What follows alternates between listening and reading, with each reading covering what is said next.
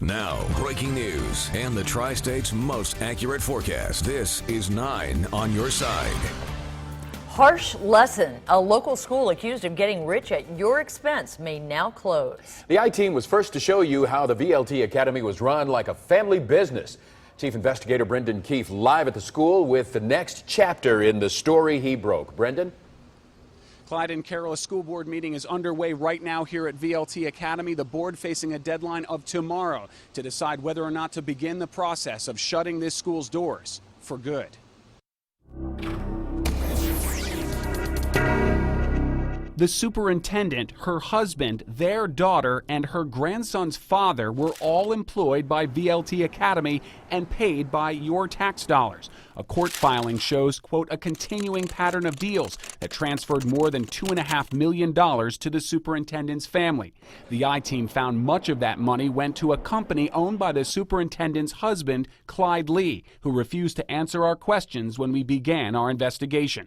The husband's $250,000 bid for the janitorial contract was by far the highest bid. Yet year after year, his Seed Janitorial Services got the contract. The company was headquartered at the superintendent's house. Is this your signature right here, ma'am? Yes, it is. Is that your daughter's signature?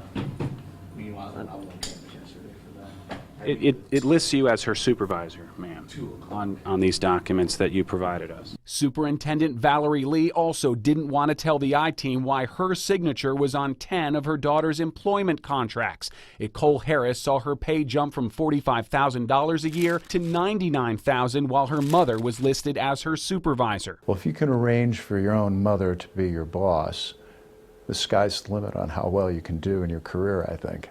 The sign out in front of VLT Academy says enroll today, but at this point the school is closing. The sponsor pulled the school's contract, so there is no next school year because in part of this failing report card. We organizationally reviewed the performance of this school and decided not to sponsor the school for an additional year.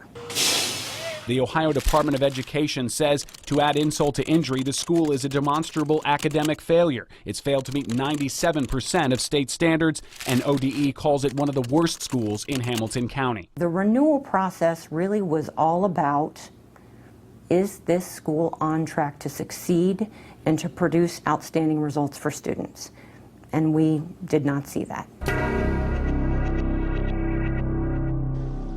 And the school's sponsor said that those questions of nepotism had nothing to do with the decision not to renew VLT Academy's contract. Those issues are before the Ohio Ethics Commission, which is expected to finish its investigation by next month. Meanwhile, the school's lawyer tells me they're still looking for a sponsor to stay open next year. The Ohio Department of Education turned down the request. That's why they're taking them to court. The attorney telling me today they're letting it die instead of killing it, referring to this school with 600 students. When we did our investigation, it had 900.